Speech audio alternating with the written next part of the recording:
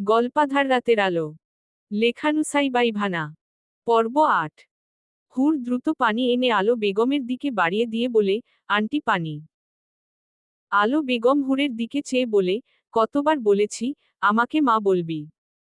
হুর হতভম্ব হয়ে গেল। তবুও কিছু না মনে করে বলে, মা পানিটা পান করে নিন। আপনার কি কোস সমস্যা হচ্ছে? আলো বেগম হুরের উদ্দেশ্যে বললেন, আমাকে পানিটা তোর হাতে খাইয়ে দে মা। হুর তাই করল। রেহানা বেগম দাঁড়িয়ে দেখছে। ভাবছে এই মেয়েটাকে। নিজের ভাবনাকে দমিয়ে রেখে আবার বলল, আলো আমার সাথে কথা বলবি না। হুর আলো বেগমের মুখের দিকে তাকালো। আলো বেগম বললেন, আপনি কেন এসেছেন? এভাবে কেন বলছিস আলো? আমি কি আসতে পারি না? 4 বছরেই যখন আসতে পারেননি এখন কেন আসবেন? নিশ্চয়ই আমাদের সুখে নজর লাগাতে। আমি কেন তোর সুখে নজর লাগাবো আলো? নূরকে একটু দেখতে আসলাম। এতদিন যখন দেখার ইচ্ছে হয়নি। এখনো দেখতে হবে না। আপনি আসতে পারেন। এর মধ্যেই নূর আসলো। নূর দুটো হাওয়াই মিঠা দু হাতে নিয়ে হুরে দিকে দৌড় আসছে আর বলছে, ভালো মা, দেখো তোমার জন্য কি নিয়ে এসেছি। হুর নূরকে কোলে নিয়ে বলে, আমার জন্য এনেছো?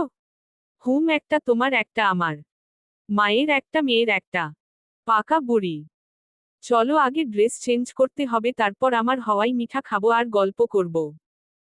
নূর হুরের গলা জড়িয়ে দরেই, চলো তাড়াতাড়ি। রেহানা বেগম অপলক দৃষ্টিতে তাকিয়ে আছে। বাচ্চা মেয়েটা যে নূর সেটা বুঝতে বাকি নেই, কিন্তু এই মেয়েটাকে।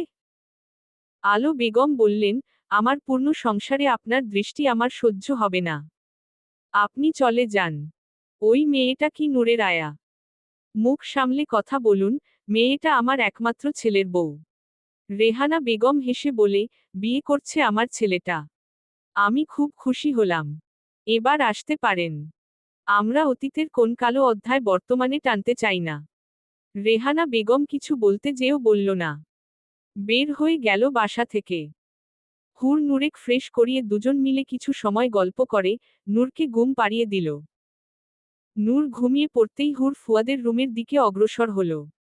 আদিয়া নিচ থেকে উপরে এসে বেশ কিছু সময় কি সব চিন্তা ভাবনা করে। উঠে এসে কাভার্ড থেকে একটা শাড়ি বের করে আনলো। শাড়িটা নাহিদ তাকে বার্থডেতে গিফট করেছে। শাড়িটা জড়িয়ে ধরে কিছুক্ষণ কান্নাকাটি করল। আস্তে আস্তে উঠে এসে একটা চেয়ার খাটের উপর নিয়ে ফ্যানের সাথে কাপড়াটা বেঁধে নিল। দরজা খোলা, তবে পর্দা দেয়া। হুর কি মনে করে আদিয়ার রুমে উকি দিল। আদিয়ার এই অবস্থা দেখে চিৎকার করে বলে, আপু তুমি এসব কি করছো? আদিয়া এই মুহূর্তে হুরকে আশা করেনি। আদিয়া চিৎকার করে বলে, চলে যাও এখান থেকে, আমাকে আমারটা বুঝে নিতে দাও। হুর চিৎকার করে আলো বেগমকে ডাকতে লাগল। আদিয়া হুরের মুখে হাত রেখে বলে, প্লিজ আমাকে মরতে দাও, এটাতেই সবার ভালো হবে। আমি সত্যি খুব খারাপ, আমার বেঁচে থাকার কোন অধিকার নেই। শান্ত হও আপু, ধৈর্য ধরো, সব ঠিক হয়ে যাবে। কিছু ঠিক হবে না। নাহিদ যখন জানবে আমি প্রেগন্যান্ট তখন ও আমাকে বিয়ে করবে না। আমাকে ঘৃণা করবে। আমার ভাইমা সবার মানসম্মান নষ্ট হবে। হুর বলল, এসব তুমি কি বলছো আপু, প্রেগন্যান্ট মানে? হ্যাঁ প্রেগন্যান্ট, আমার ছোট একটা ভুলে আজ আমার এই অবস্থা। আমি নোংরা মেয়ে, খুব বাজে মেয়ে, আমাকে যেতে দাও। এভাবে কেন বলছো? আত্মহত্যা কোন সমস্যার সমাধান হতে পারে না। আত্মহত্যা মহা পাপা। তুমি ভুল করেছো, এর জন্য ক্ষমা চেয়ে আল্লাহ তায়ালার দরবারে অনুতপ্ত হও।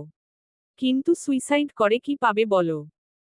মানুষ মরে গেলে সে বেঁচে যায় ঠিকই, কিন্তু তার পাপের ফলে বাকি সবাইকে ভোগ করতে হয়। তুমি আমাকে বল, তুমি প্রেগন্যান্ট হলে কি করে? বন্ধুদের সাথে পার্টিতে গিয়েছিলাম, সেখানে নেশা অবস্থায় আবার ফ্রেন্ড নিশো সুযোগ নেয়। আমি সত্যি বলছি, আমার নিজের হুঁশে আমি এসব কখনো করতাম না। আমি নাহিদকে ভালোবাসি। কিন্তু এখন আমি কোন মুখে নাহিদের সামনে দাঁড়াবো?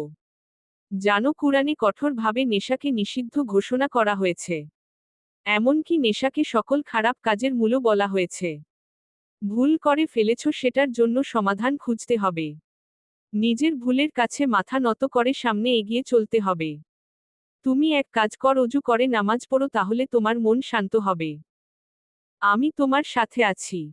যা হবে দেখা যাবে।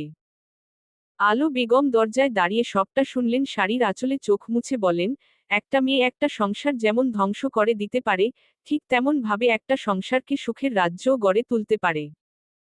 কথা বলতে বলতে হুরকে জড়িয়ে ধরল। আদিয়া মাথা নিচু করে দাঁড়িয়ে রইল। হুরকে ছেড়ে দিয়ে আলো বেগম আদিয়ার গালে সজোরে এক চর বসিয়ে দেন। আরেকটা চর দেবেন তার আগেই হুর এসে বলে, আম্মা আপুকে ক্ষমা করে দিন। আলো বেগম কেঁদে বলে, ক্ষমা কিসের ক্ষমা? আমাদের মান সম্মান সব জলানজলি দিয়ে ক্ষমা চাইছে। আমি কোন মুখে আমার ছেলের সামনে দাঁড়াবো? আন্টি, আপনার ছেলের সাথে আমি কথা বলবো। ফুয়াদের সামনেই দাঁড়িয়ে আছে বিথি। ফুয়াদ বাকরুদ্ধ। বিথির চেহারা দেখে বোঝার উপায় নেই এই মেয়েটাই একসময় এত দাপুটে ছিল। পুরো কেবিন জুড়ে পিনপতন নীরবতা। বিথি অবাক দৃষ্টিতে তাকিয়ে আছে ফুয়াদের দিকে, আগের চেয়ে ফুয়াদকে দেখাতে সুদর্শন লাগছে। রয়্যাল ব্লু কালারের শার্ট, ব্লু জিন্স, হাতে কালো বেল্টের ঘড়ি। বিথির চোখ যেন আটকে গেছে। মানুষ হয়তো ঠিকই বলে, বিচ্ছেদের পরে এক্সট্রা দেখতে আরও সুদর্শন হয়ে যায়। ফুয়াদ বিথিকে উপেক্ষা করে, হারিসকে বলল, কি শালা বাবু, এখন কি অবস্থা? শালা বাবু শব্দটা বিথির কানে কাটার মতো বিঁধল। হারিস মৃদু হেসে বলে, ডাক্তার সাহেব, আমি আপনার শালা বাবু হলাম কি করে? শালাবাবু, তুমি তো অসুস্থ, তাই জানো না। তোমার বোন হুরাইন সুলতানা আমার বিবাহিতা স্ত্রী। হারিস চোখ বড় বগ করে বলে, সত্যি? আরে শালাবাবু, চোখ তো বের হয়ে আসবে, এত অবাক হওয়ার কিছু নেই। সুস্থ হও তাড়াতাড়ি, তারপর দুই শালা দুলাভাই জমিয়ে আড্ডা দেব। ফুয়াদ চলে গেল। হারিস মনে মনে বলছে, আল্লাহ তায়ালা তোর জন্য সত্যি ভালো কিছু রেখেছে হুর। তুই যেমন ভালো, তোর সাথে ভালোই হবে। আমি জানতাম। হারিসের ভাবনার মাঝেই বিথি বলে, আপনার বোনের নাম সত্যি হুরাইন সুলতানা? হারিস বলল, হুম। বিথি নিজের কাজ করে বাহিরে বের হয়ে আসলো। নেইম প্লেট দেখে দেখে ফুয়াদের কেবিন খুঁজে বের করল। ডক্টর রুবা গাল ফুলিয়ে বসে আছে, পাশেই নাহিদ বসে আছে। ফুয়াদ বলল, আপনি একটু বেশিই সুন্দরী, আপনার সাথে আমাকে মানায় না। রুবা বলল, একদম চুপ থাকেন, আমি বুঝবো আমাকে কার সাথে মানায় আর কার সাথে মানায় না। আপনি বিয়েই যখন করেছেন আমাকেই করতেন। নাহিদ ঠোঁট চেপে হাসছে। ফুয়াদ নাহিদের পায়ে পাড়া দিয়ে বলে, ডক্টর রুবা, আপনি চাইলে কিন্তু নাহিদকে বিয়ে করতে পারেন। পিওর সিঙ্গেল ছেলে। নাহিদ কেসে বলে, না না, আমার জলজ্যান্ত বউ আছে। রুবা বলে, আপনারা দুজনেই চুপ থাকুন। একটা কথা শুনে রাখুন, আপনি তৃতীয় বিয়ে করলে ওই তৃতীয় বউ আমি হব। আমার বউকে তো চেনে না। আপনার তৃতীয় বউ হওয়ার শখ মিটিয়ে দেবে। রুবা মুখ ফুলিয়ে বলে, দেখে নেব আমি আপনাকে। বলেই চলে গেল। রুবা চলে যেতেই নাহিদ হেসে বলে, আমি নিশ্চিত এই মেয়ের মাথায় গন্ডগোল আছে। ফুয়াদ সেসব কথায় পাত্তা না দিয়ে বলে, নাহিদ বিথি। ফুয়াদ নাহিদকে উদ্দেশ্য করে বলল, বিথি। আর কিছু বলার আগেই নাহিদ বলে, ওই অপা মেয়ের নাম আনবি না মুখে। ওই অভিশপ্ত কালো অতীতকে পা দিয়ে পিষে ফেল। পেছনে থেকে বিথি বলে, চাইলেই কি সব পিষে ফেলা যায়? ফুয়াদের কপালে রাগ স্পষ্ট দেখা যাচ্ছে। ফুয়াদ কড়া কণ্ঠে বলল, সামান্য একজন আয়া হয়ে অনুমতি ছাড়া আমাদের কেবিনে কোন সাহসে আসলেন? ফুয়াদ, আমাকে চিনতে পারোনি। আমি বিথি। এই মুহূর্তে এখান থেকে বের হয়ে যান। আপনি কে? সেটা শোনার সময় আমার নেই। বিথি আর কিছু বলবে তার আগেই ফুয়াদ বলে, একটা শব্দও আমি শুনতে চাই না। এখন থেকে না গেলে ধাক্কা দিয়ে বের করে দেব। বিথি বের হয়ে আসলো কেবিন থেকে। নিজের চোখের পানি মুছে বলে, এ আমি কোন ফুয়াদকে দেখছি? যেই ফুয়াদ ছিল নম্র আর বিনয়ী, সে আজ আমাকে অপমান করল। নাহিদ ফুয়াদকে জড়িয়ে ধরে বলে, তুই একটা সঠিক কাজ করেছিস। তবে এই মেয়ে এখানে কি করে? ও নাকি এখানের নতুন বুয়া? আমি কি কথা বলে ওর চাকরি বাতিল করাবো? না হহ, সেটা করলে সবার মনে প্রশ্ন জাগবে, আমাদের সাথে সাধারণ একজন আয়ার কি শত্রুতা। ওকে ওর মতো থাকতে দে। কিন্তু ওর চেহারা প্রতিদিন দেখবি কিভাবে? সহ্য করতে পারবি তো? আমরা যা পিছু ফেলে আসি, শত চেষ্টা করেও সেই জিনিসকে আর খুঁজে পাই না। হারিয়ে যায়। আর যদিও কখনো খুঁজে পেয়েও যাই, তবে সেটা আর আগের মতো থাকে না, নষ্ট হয়ে যায়। আর জেনে বুঝে সেই জিনিসকে আপন করা মানে পচা সমুখে পা কাটা। আর আমি তো এতটাও বোকা নই। ওকে আবার সুযোগ দেব। আমার জীবনে এখন কোন দুঃখ নেই, অশান্তি নেই, ভালো আছি আমি। নাহিদ আর ফুয়াদ দুজনেই বেরিয়ে আসলো হসপিটাল থেকে। নাহিদ বলল, চল আজ রিকশা নিয়ে বাসায় যাই। এই দুপুরে রিকশা, তপ্ত রোদে রিকশায় ঘুরে মনের দহন ঝলসে দেব। ফুয়াদ হেসে বলে, আমার মনে কোন কারণে দহন নেই জানি না কেন, তবে এটা সত্যি। বিথিকে দেখার পর রাগ লেগেছে, কিন্তু আর কোন অনুভূতি আসেনি। সব আমার নতুন ভাবির জাদু। ফুয়াদ হেসে বলে, তাও ভুল বলিসনি। একটা তার ছিঁড়া মেয়ে পেয়েছি, ওর কাণ্ড দেখলে আমার প্রচুর হাসি পায়। আমার হাঁটুর বয়সী মেয়ে সে বলে, আমার উপর সব রকম অধিকার তার আছে। আমি চাইলেও আছে, না চাইলেও আছে। রিকশা থেকে নেমে বাসায় ঢুকবে তার আগেই দেখা হলো বিথির সাথে। ফুয়াদের বাসার মেইন গেটের বাহিরে বাচ্চা কোলে নিয়ে বসে আছে। ফুয়াদ পকেটে থেকে 1000 টাকার নোট বের করে বিথির দিকে ছুড়ে দিয়ে বলে, ভিক্ষা করার জন্য আর কোন জায়গা পেলেন না? বিথি ফুয়াদের পা জড়িয়ে ধরে বলে, প্লিজ ফুয়াদ, আমাকে ক্ষমা করে দাও। আমার ভুল হয়েছে। আমি তোমার কাছে আর একটা সুযোগ চাই।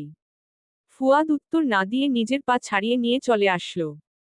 আসার সময় দারোয়ানকে বলে আসলো যাতে বিথিকে ঢুকতে না দেয়া হয়। ফুয়াদ এসেই নিজের রুমে চলে গেল, শার্টের বাটন খুলে বিছানায় গাইলিয়ে দিয়ে চোখ বন্ধ করে রাখল।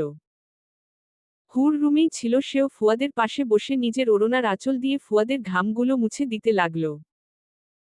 ফুয়াদ চোখ বন্ধ রেখেই হুরের হাত ধরে বলে, তোমার সাহস তো কম না, তুমি আমার রুম পর্যন্ত চলে এসেছ। কথাটা বলেই চোখ খুলে দেখে হুরের চোখে পানি টলমল করছে, যে কোন সময় বৃষ্টি নামবে। ফুয়াদ বললে, তুমি কেন? আপনার কাছে অন্য কারো আসার কথা ছিল নাকি? আমি ছাড়া আপনার আর কেউ থাকতে পারে না। বলুন, আপনি কাকে ভেবেছিলেন? ফুয়াদ হেসে বলে, শেওড়া গাছের পেতনি ভেবেছিলাম। এখন দেখি আমার সামনে হুড়পড়ি বসে আছে, যার চোখ থেকে হুটহাট বৃষ্টি বর্ষণ হয়। একদম কথা ঘোরাবেন না। বলেন, আপনার মনে কে ছিলে? যে ছিল সে মরে গেছে, আর যে থাকবে সে একটু একটু করে নিজের জায়গা পাকাপোক্ত করছে। আপনি কি জানেন না, আপনার জন্য আমি ছাড়া অন্য সব মহিলা হারাম। প্রয়োজন ছাড়া তাদের সাথে কথা বলাও গুনাহ। আর তাকালে তো চোখের জিনা হবে। এসব কি বলছো? আমি কখন অন্য মেয়েদের দিকে তাকালাম? না তাকালে তো ভালো। আর তাকাবেনও না। আপনার তাকাতে ইচ্ছে করলে আমাকে দেখবেন। যে রকম ভাবে দেখতে চান ওই রকম ভাবেই দেখবেন। কিন্তু ওই দৃষ্টি শুধু আমার জন্য, অন্য কারো জন্য না।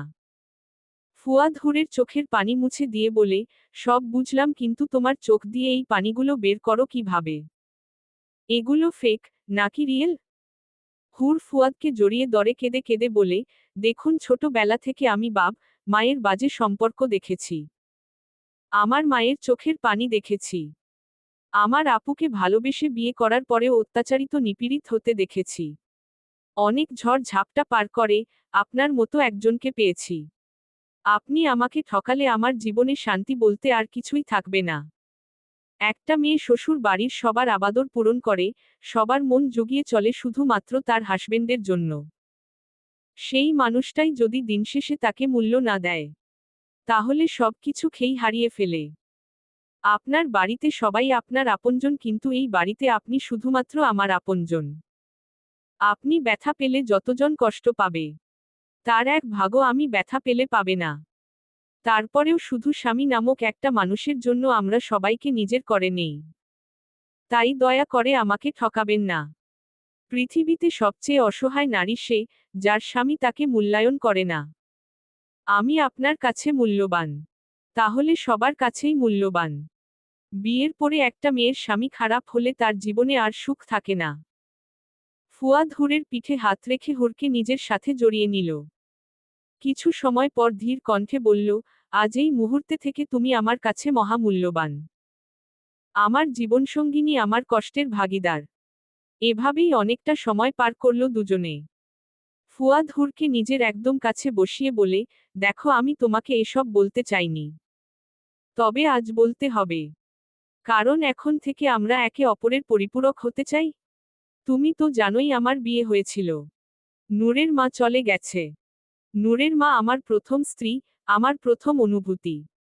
তবে তাকে আমি আগলে রাখতে পারিনি। সে উড়ে চলে গেছে। তার সাথে আমার অফিসিয়ালি ডিভোর্স হয়ে গেছে। হুর বলল, ডিভোর্স হওয়ার কারণে তার আর আপনার মধ্যে এখন আর কোন সম্পর্ক নেই। এখন সে আপনার জন্য অন্য মেয়েদের মতো। যদি ডিভোর্স না হতো তাহলে সে এখনো আপনার স্ত্রী থাকত।